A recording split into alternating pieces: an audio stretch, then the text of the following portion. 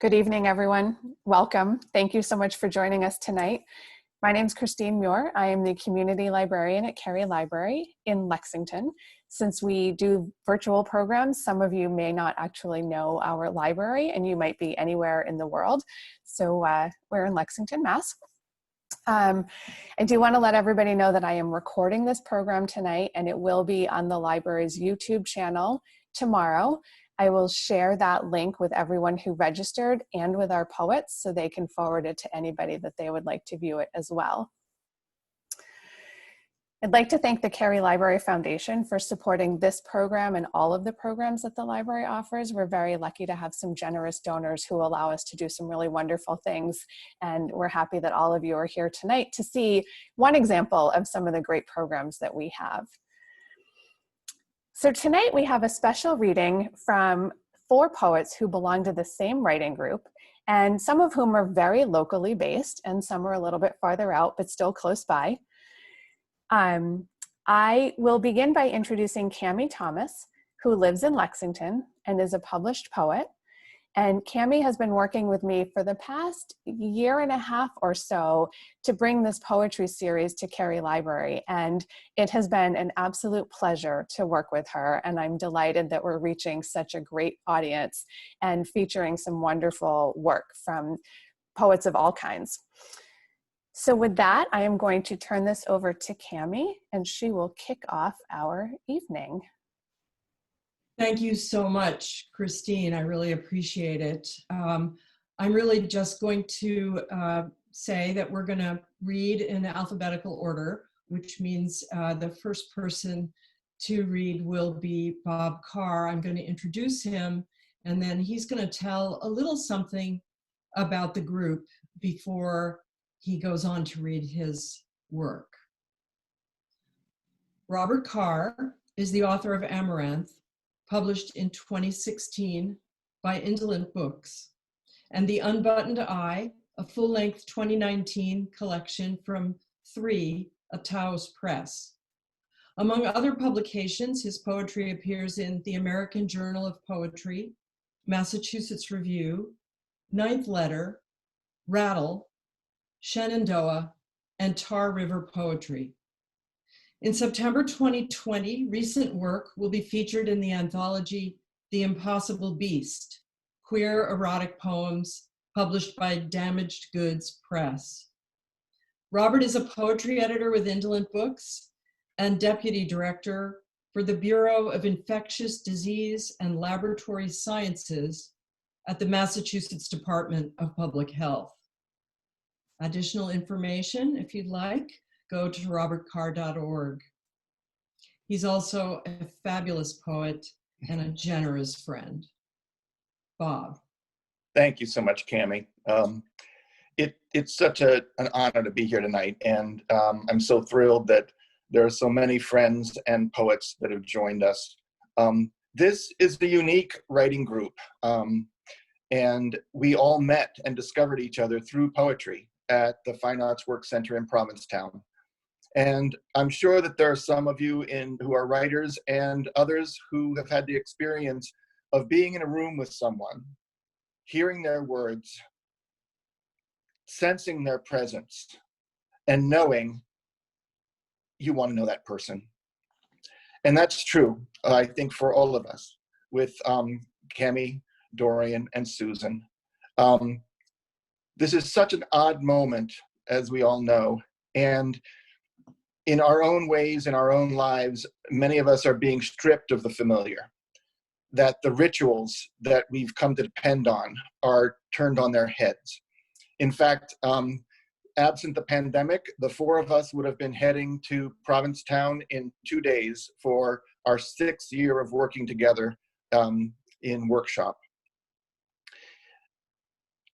I'm giving that context because I want to say before I read some poems that in working together, and we've increased our writing together to a monthly basis, because these connections are so important, that to have people who are witnessing your process, your work, your connection to your life, is critical for us through the pandemic. I am incredibly honored to bear witness with these incredible women, and very grateful for them in my life. I'm going to be reading some poems from my book, The Unbuttoned Eye, as well as a couple of newly published pieces. For me, it's a little bit an odd journey because The Unbuttoned Eye is the unpacking of my experience with the HIV pandemic.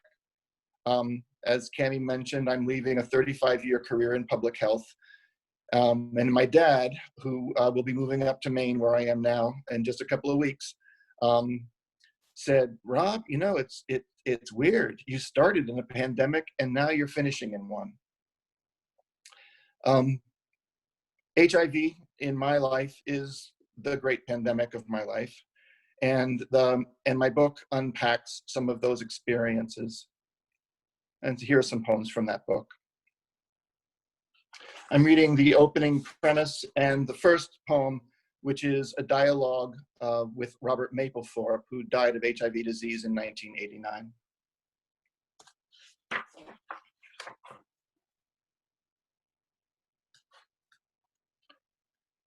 Cut crystal, crushed ice, whispered chill alone in a remembered room.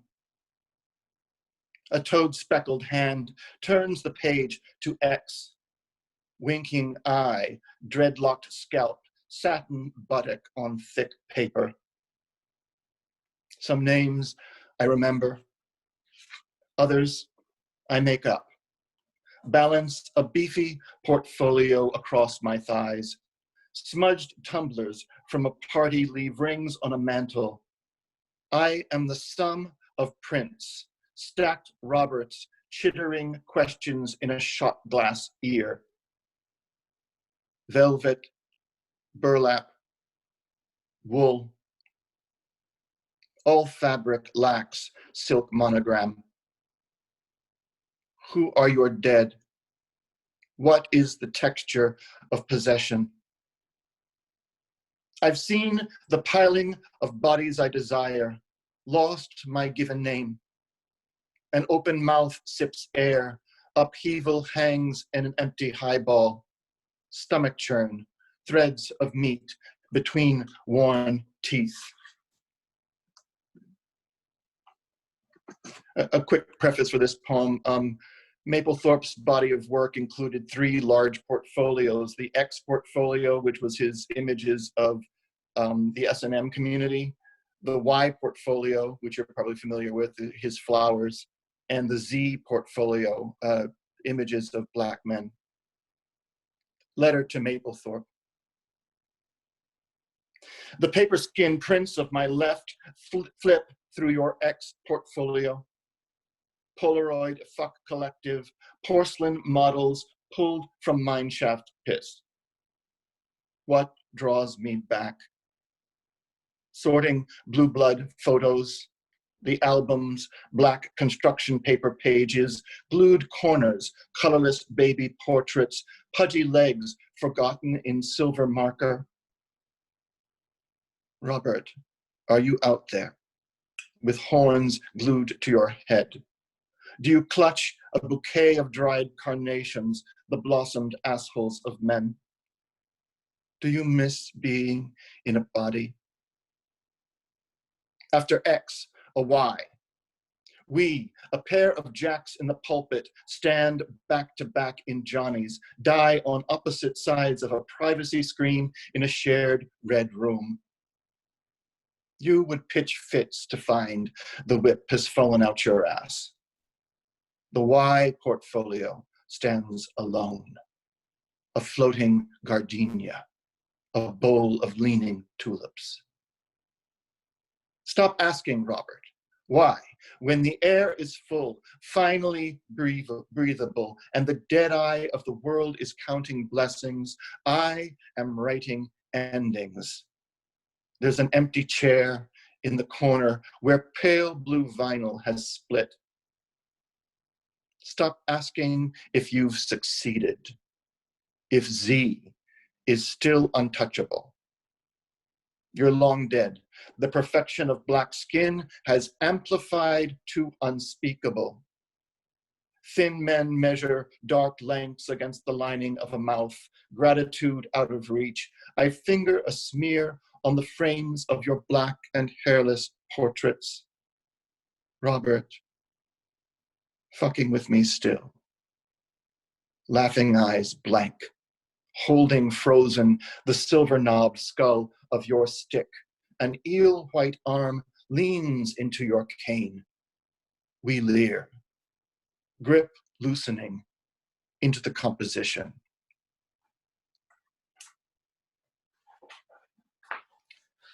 I'm trying to resist sort of any parallels between the current pandemic and HIV, but as we all hear stories of families who are unable to be with each other when they're very ill and dying, that was also experienced in the early parts of the HIV epidemic, and this poem addresses some of that.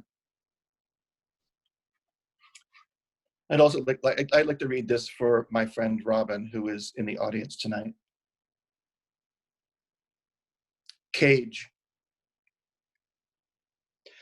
Did your green eye look for my brown eye as your life, your unchecked watery shit ran out? Did you wonder where I was?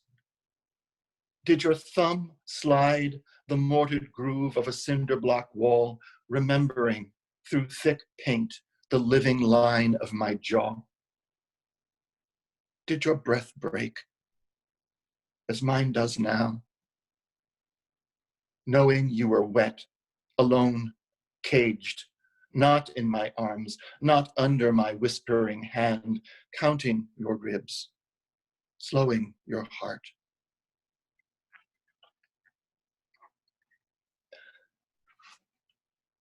The next poem I'm so pleased just appeared this week in Ninth Letter, and it is a tribute to marriage and what it is to be intimate and to come to depend on someone, and in the current environment to imagine what it might be like to lose that person. I'm reminded of what I've forgotten. Squirrels scatter nut chunks from the giant hickory tree above the drive. Walking the dog, you remind me of little things I've failed to do. I hold a braided lead. You slip on bitter shell. Could you sweep that up, you have asked for several decades. It takes bristle to care for other than yourself. The oven heated to 350 after dinner's done. You want this on? Bedroom windows as we leave the house. You want these open? Back door unlocked the morning after I'm home late. Could you do something about that? I answer, apparently not. I've learned a few things over years. The toilet seat is always down. The 3-ply paper over, not under. Lies have consequences, and more than one chest beats with a pulse. On our walk, you stop to pick up shit. Fresh shaved head, spots of red on a fair scalp. I'll miss the reminders. So please, don't die. I have never brushed a bath. Nothing will be swept. Meals will burn. Wind and rain will pour through every opening in the house. Glass picture frames exploding in the hall, my bleeding fist, the sink filled with coffee mugs, rot in the fridge. Even my body will smell different if you go.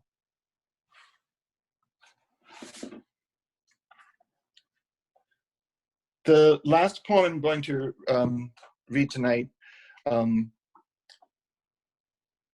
is by way of introducing our next reader, Susan Goodman. Susan is an extraordinary urban poet. She loves her city. She loves observation of people and the machinery of life. And whether she's musing on Manhattan or reflecting on her passion for film noir, she captures your attention. 2 years ago, the four of us were working with Gabby Calva-Caresi at the Fine Arts Work Center. And Gabby is amazing in that she does these remarkable prompts. And she sent the whole class out into Provincetown to find nature, flowers and plants and anything that could make a pigment. And we would be basing a poem on the pigments that each of the workshop participants made. Susan spontaneously, as that assignment was being described, said in her inimitable way, "I have a very hard time with nature." And in our group and in our poetry, that statement has made its way into all of our work. This is the map to remaining from The Unbuttoned Eye. I don't dare live in distraction of bees on double tiger lilies. Give me painted concrete, fluorescent bulbs in rooms I could call home. I have a hard time with nature, fresh air through hair, sunflowers belly to the bar of a picket fence, laughing flocks kissing. A passing survivor on antiretrovirals exclaims, "Artist on the hunt, right?" The purple of a butterfly bush brushes deep pockets in his face. Nature is sealed off in the city. Nature is very hard for me. Snow is painted on a mailbox, electric orange. On high wires, my lover's favorite, a cardinal, calls, "Really?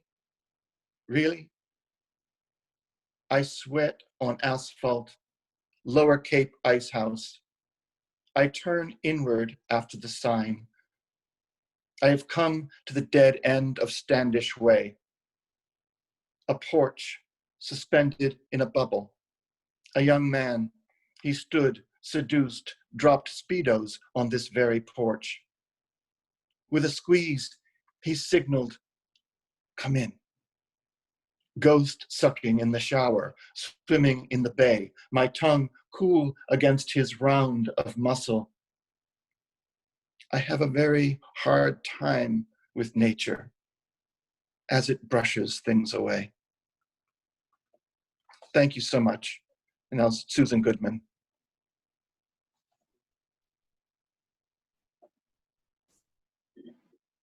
Hello and welcome, and thank you so much, Bob, for the inimitable introduction. I am going to read some recent poems and some not so recent poems. The first one is an urban poem, and it's called Dear Buildings. Dear buildings, you are so good at hiding light, working up into the sky, holding together, with nails fit into corners and above eye level. But with everything built out, moldings emerge, wooden floors stray, faucets lead below, nothing keeps everything fastened. You are a spectacular digression from what is flattened out and filtered. You are air divided. You are my faintest desires, vertical, horizontal. You bring in air and distribute it, provide for lives within to believe all was meant to be, settled into form, fantastic. And now something that we all seem to be writing, pandemic poems, not too unexpected. that I would be reading a couple of them, and one of them is from early pandemic days, and the second one is from more recent pandemic days. The first one is called Swimming. I shipped covers and pillows like decades in a heap, comorbidity, containment area, social bubble, sudden weight about my middle. There was drilling all day, roof work down the block, at the old temple, where gatherings regale the mystery that will be named together.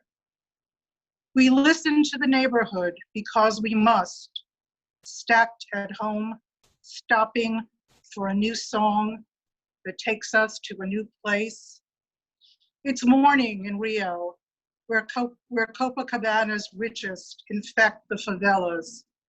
Afternoon in Sweden, where crystalline air carries microbes by latticed messenger. In New York, the postage stamp of daybreak rises above buildings and fidgets the time of disease back into place. Swimming pools will not be open for swimming.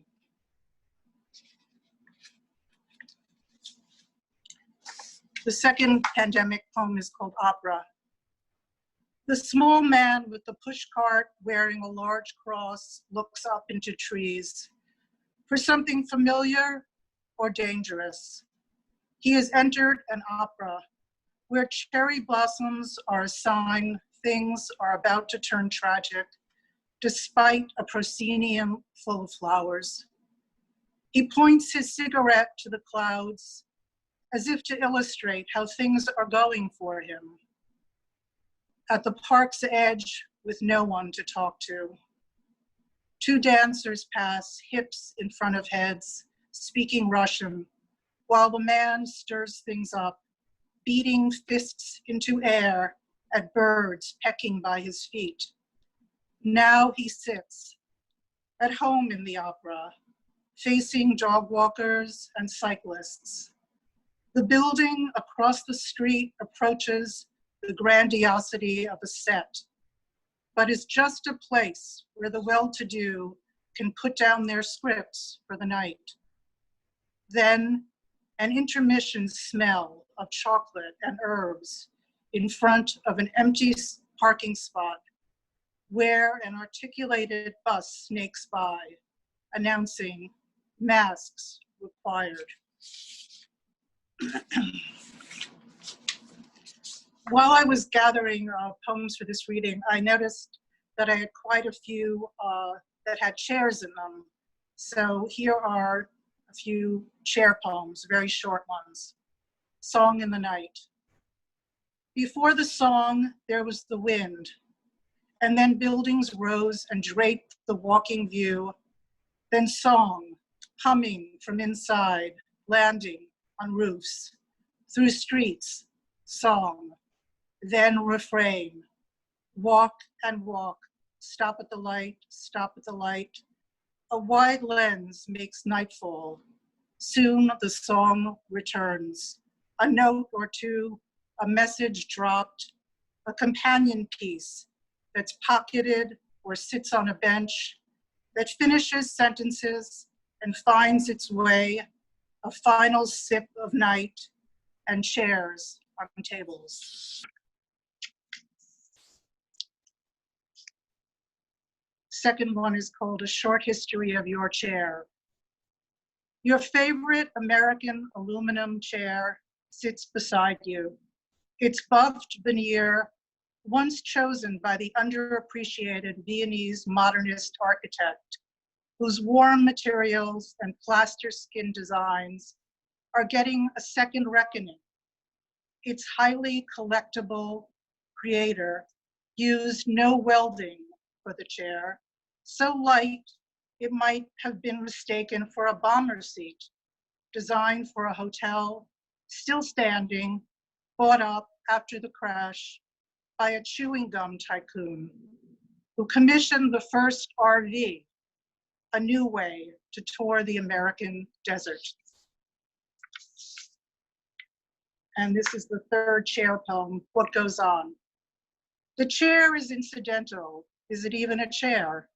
Clouds sit on the roof. A man fronts a restaurant, unmoved.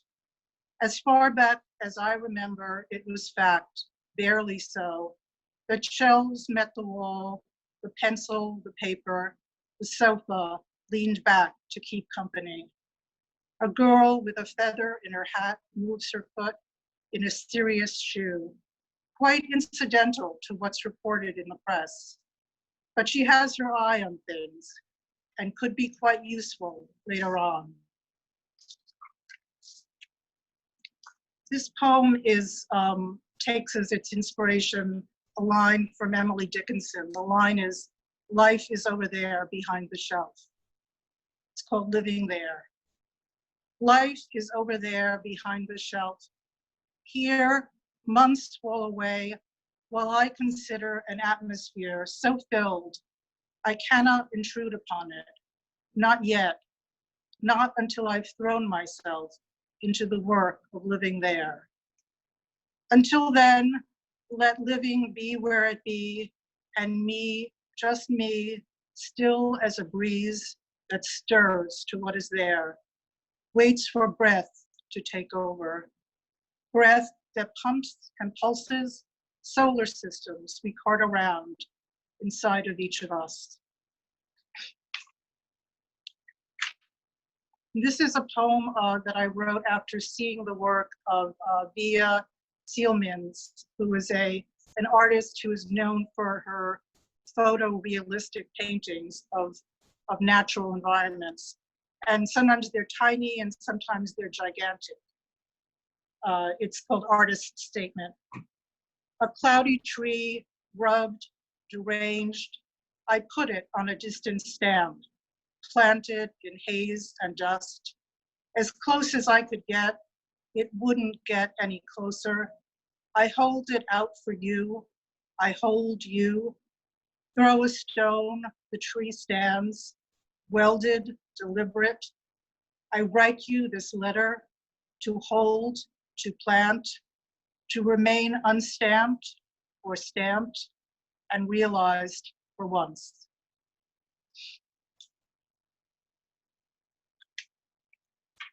And two more short poems. Silhouette. I was the early afternoon morning period. After quick fair fortune lit and tore, I was the greedy thoughts of early evening after the sky left a smoky ring. I was the midnight keeping room where huddles began and stitching was done. I was the silhouette across the page, scurrying away like a library rat. And this last poem is about my mother's piano. Brooklyn. My mother's ancient baby grand leaves the building, swaddled, without legs, speechless, relying on haulers to keep it rolling, bodied, grateful to be considered, still capable and fine, on the way to Brooklyn, where it will become an acrobat again, make room for itself in the middle of a parlor floor, thrown wide open, straight strung, pedaled, feel itself a shiny object, dangerous and decorous, hear itself once more with certain ears. Thank you so much. The next poet is Dorian Katsiopoulos, a wonderful poet and a wonderful friend. Her poems have appeared in Salamander, Poet Lore, Smartish Pace, Main Street Rag, and other literary magazines. She has been a featured reader at the Brookton Public Library, the Brookline Poetry Series, Chapter and Verse, and the Rozzy Reads Poetry series. She has participated in poetry events sponsored by the Monroe Center for the Arts in Lexington, Massachusetts. She lives in Canton, Massachusetts, and is compiling her first full-length poetry manuscript. Dorian. Thank you so much for the introduction, Susan, and thank you, Susan and Bob, for your very moving poems. And I can't tell you how much fun it is to have been with these poets and seen some of their poems when they're brand new, first or second draft stage, and then to be able to hear the completed poems tonight. And I want to thank Christine Muir for inviting us and the Carey Memorial Library staff. And I have 7 poems for you tonight. And I thought I would start with 2 poems that I wrote at the Fine Arts Work Center in Provincetown, since that's where we met. Backbone. For years, I dreamed of a birdcage being thrown at me as I fell out a window or down a spiral staircase, my back breaking from the weight of it all. My aunt says father is the snake in the story, the sick snake that begs you to nurse it back to health, swearing it will never bite you until it does, because that's its nature. I once saw a skeleton of a snake, 310 fine vertebrae attached to chummy pairs of ribs. How delicately they must dance, these tiny bones, in unison, to keep moving, to remain unbroken. You hope they'll have your back, words faceting before your eyes, as a final stanza sheds radiance on those before. But we are past the penultimate. And however I rearrange the lines, there is no turn. And I'm so glad that Bob told the story about our class with Gabby Calvo-Caresi. I have a very hard time with nature. The black cat's marbled eyes, eclipsed as they held mine, made me watch his red tongue switch back and forth on the tender neck of a baby rabbit, stretched out in the camouflage of grass. How he took delicate bites, all the time holding my eyes. I imagined the moments before, the rabbit rigid from the stalk, and then the pounce, the eye-widening pierce of claws. The flesh, oddly beautiful, how it pulsed, a glistening blue.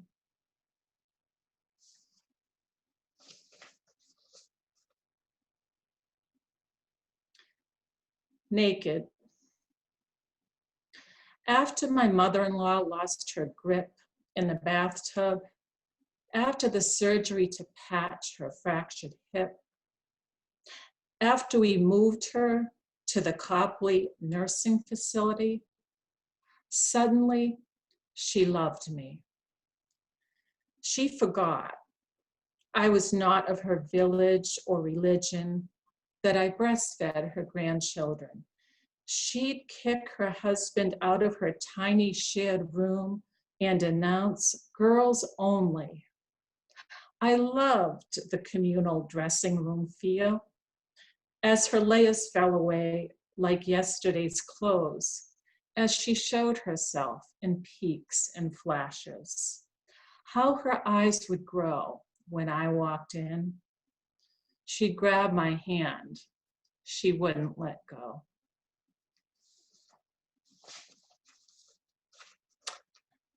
And the next 2 poems are new poems written within the past few months. Missing fathers. They visit while you sleep, pulling sheets to chins, brushing cheeks with whiskers, even if you didn't see them much before they left. They look over your schoolwork and correct a math problem or 2. They tint the walls a shade darker and rearrange the furniture so you know they were there. Mothers get up first to fix the furniture back the way they like, but they don't say anything. The Cheerios box might feel lighter if they needed a snack. They are so considerate when they leave at night, closing the door with the quietest sound, like the click that lives in my jaw now.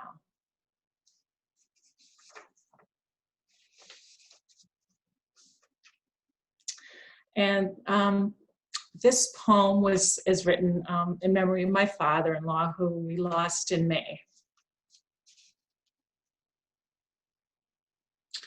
Trinity. My father-in-law had 3 lady friends at the nursing home who'd sit and visit with us in the sunroom and raise their droopy arms and expectant eyes for hugs and kisses on both cheeks. One just smiled, another only spoke to complain about the food, and Rosa always promised to make us her homemade cannolis next time, the ends dipped in chopped pistachio nuts. I dream about bringing them cannolis from the good place in the North End that doesn't fill the brittle shells until you order. I want to hold the fragile shells of them to keep their sweetness on my tongue. I want to wipe the powdered sugar dust from the lady's cheeks like a mother. I want to say to them, I brought us cannolis, Rosa. And you're right, Tina, the food is lousy, but here's a cannoli. And I understand silence, Aspasia. Sometimes there are no words. Thank you for listening to my father-in-law talk. He actually never went to China, but it was a good story.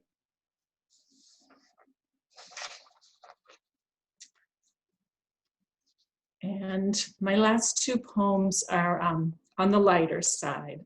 Like many of you, I've tried to do some decluttering during the quarantine.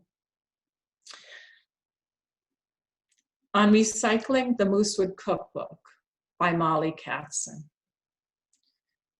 You've been sitting patiently on my kitchen shelf for 28 years now, waiting for your turn, a turn that never came and likely never would. Occasionally, out of guilt, I'd throw you a glance, but I like a good pork chop, so you always lost out to Ina Garten, Mark Bittman, or the chef with a silver palette. There were times, feeling virtuous, I turned your hand-printed pages to consider a healthy mushroom moussaka or eggplant enchilada. I crossed a dog ear here or there, but would I ever really cook jicama?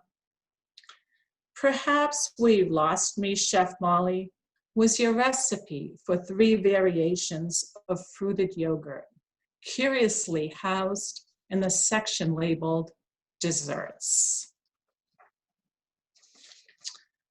And my final poem is based on a billboard that I see at least once whenever I drive somewhere. Sometimes I see it several times, so I think you probably do too. WeBuyUglyPoems.com. All over town, a yellow billboard with a caveman blares an ad, which I think reads, "We buy ugly poems." And it occurs to me that I am sitting on a gold mine. They pay cash. I don't have to change a thing. They buy as is on my timeline. My timeline is now, before they change their minds. I am flush with inventory. I've got slumbering poems resting their anapaests in the cloud, and others labeled DNR. This income stream could be torrential. I have got starter poems with good bones, ones where the tactful workshop leader says, you were really going somewhere with that poem, and I want to ask where. The caveman actually says, we buy ugly houses, but I wish he said homes, because that would at least rhyme with poems, and that would really be going somewhere. Thank you so much. And now it is my pleasure to introduce my dear friend, the poet Cami Thomas. Cami's first book of poems, Cathedral of Wish, received the 2006 Norma Faber First Book Award from the Poetry Society of America. A fellowship from the Ragdale Foundation helped her complete her second book, Inscriptions, 2014. Her newest collection, Tremors, is forthcoming in 2021. All are published by Four-Way Books. Her poems have recently appeared or are forthcoming in Poet Law, Image Journal, Tampa Review, the Missouri Review, and the Salamander, and in the anthology, Poems in the Aftermath from Indolent Books. She lives in Lexington, Massachusetts. For more information, please visit CamiThomas.com. Thank you so much, Dorian. I want to thank the library for putting this together. I'm very appreciative. And I can't even say how moving it is to hear my fellow readers read their work as it's been more fully realized than we hear it in the workshop in our group. And also, thanks to everyone for coming. I really appreciate people who dialed in today. I'm going to read some mostly new and newer poems. Some are going to come out in this next book, and some others are even newer than that. I'll start with some family poems and then go on to some poems about our current situation. French toast. Ah, my mother made it with a slurry of eggs and milk and stale white bread, 3 slices with butter, log cabin fake maple syrup, and I always wanted more. To disappear what troubled me, the man under the moon, the man in our living room. With enough spitting bacon, forget the broken game board, the splintered bat, missing family car, his vanishings and sudden returns, smelling of other rooms. My mother's tears over the stove, her catchy, milky breath.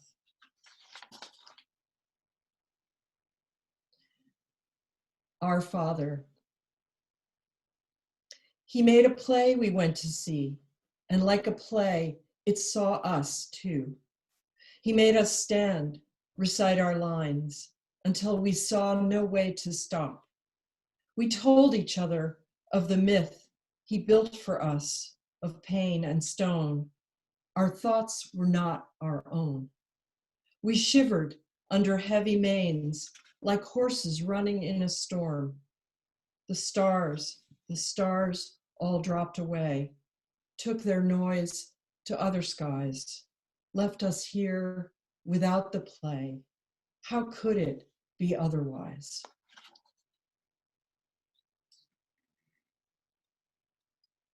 Possessed. Long Island Sound had red tides, but we didn't care. Swam anyway.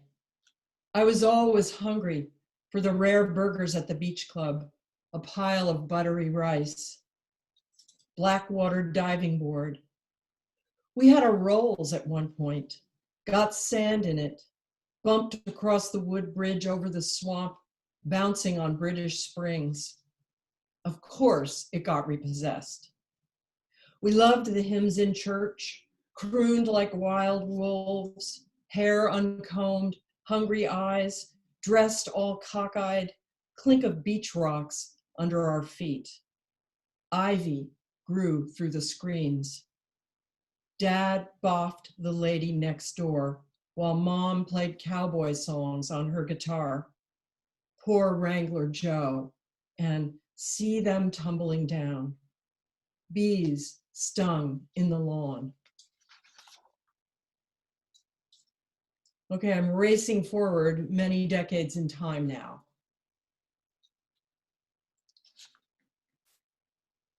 Off the job. No more chaperoning. No more stop that. Keeping my charges safely stowed is in the rear view. Just wanted to say I don't boss anymore. No more birds forbidden to fly or fences containing whatever. Goodbye. My monitory self is out of gas. Done crushing, done buckling up. I'll be the wild. Blame my bad behavior on the lion's breath, hot growl in the grass, my sizzling ass.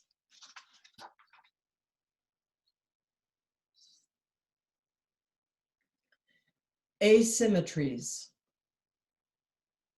I have to return to the clinic for more imaging. They found some asymmetries. Nothing is symmetrical in nature, no two things alike.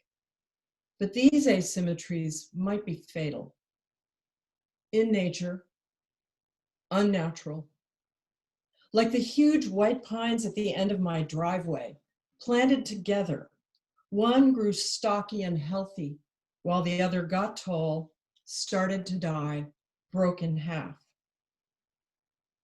One bird lifts its head higher in the nest, grows faster, tips into flight sooner, if the others even live.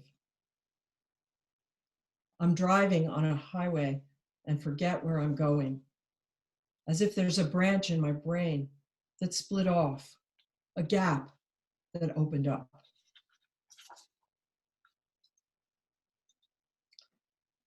So I'm going to jump topics a little bit now to the situation we all find ourselves in.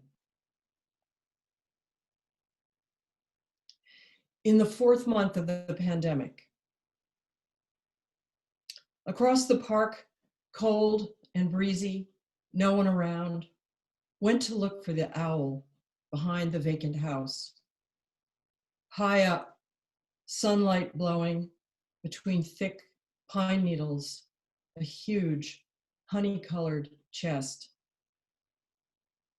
Up came the tufted head, cocked to the side. She seemed to stare at me from the top of the tree, round yellow eyes with thick brows. I wanted to stay until dusk, watch her lethal, silent descent on prey in the field next door. Everything must still have looked okay through her eyes. Small me, far below, pulling up my mask in the carless street.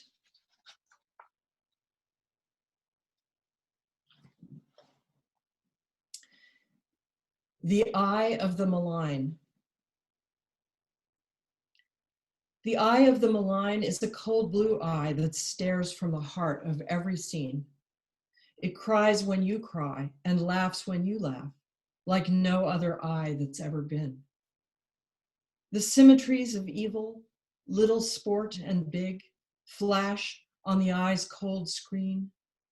If you let it in to where you live, it will burn a hole without being seen. Sometimes it looks out from the waist of a dress on a woman in the dust, or it's on a ship too long at sea where the decking has turned to rust. Babies see it when they wake at night, if strangers come to their cries. Horses, patient in a dusky field, run off if it's in the sunrise. Which way you turn doesn't matter in the end. The eye of the malign is there. Its saving grace, if grace there is that its gaze goes everywhere.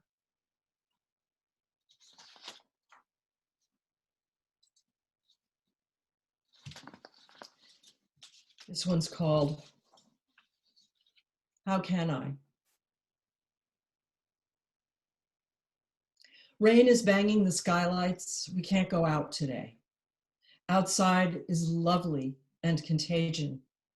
Inside, we stick in our seats. Across the street, the field blooms with Scylla, deep, deep blue. I type with raw, clean fingers.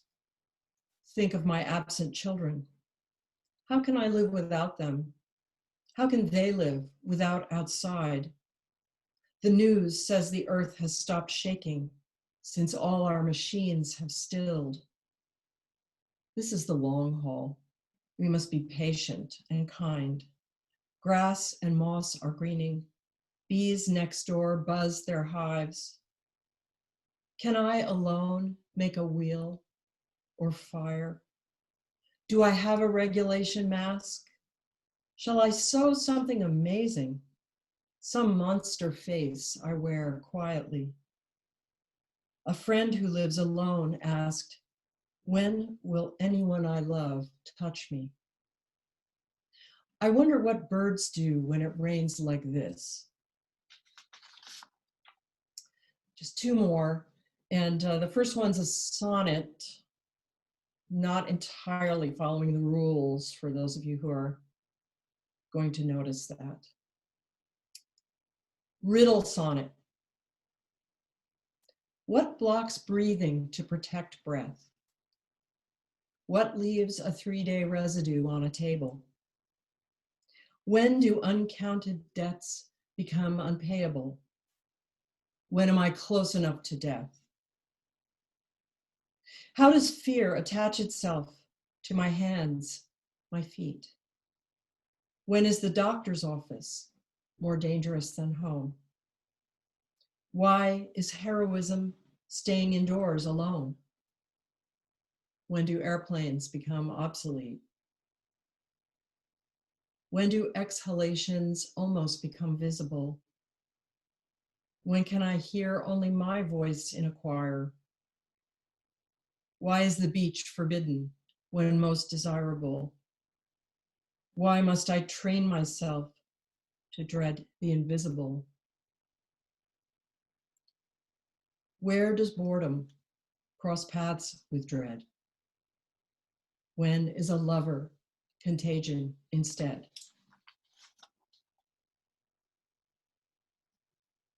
And my last poem is an occasional poem. One of our daughters returned home a couple of days ago after a year in Barbados, and we are so thrilled that she's here. And she came with her husband and dog, and I'm sorry to say that the husband got left out of this poem, so I've already apologized to him and told him I'll put him in another one. Anyway, it's called Reunion. Emma's come home, and her little dog too. She clicks her heels, and the stars sparkle, stir the big wind. Her voice a violin, hair a candle, something fierce, something small and air, brandishing a pencil. As systems broke, she left her tropical isle, took a plane in mask and swim goggles, dog at her feet. Dark drive home in a sanitized rental, freezing air conditioning, speeders all around, cutting her off. We couldn't hug her where she stood at the foot of the stairs. Our feet crept forward while our heads hung back. Arrived cheerful, shucking her shoes, headed for bed, her dog hazy, waving his white flag. Thank you all very, very much. Thanks for coming. It was such a pleasure to hear all the readers, and I'm very grateful again to the library. So thank you, thank you. Thank you so much to all of the poets. That was some amazing material and so much variety. It was really such an honor for me to be able to host some of these events. So thank you very much for being here and sharing your work. And thank you to everyone who attended. I'm so glad that so many of you were here. I will be sending out a recording of this poem, of this reading tomorrow.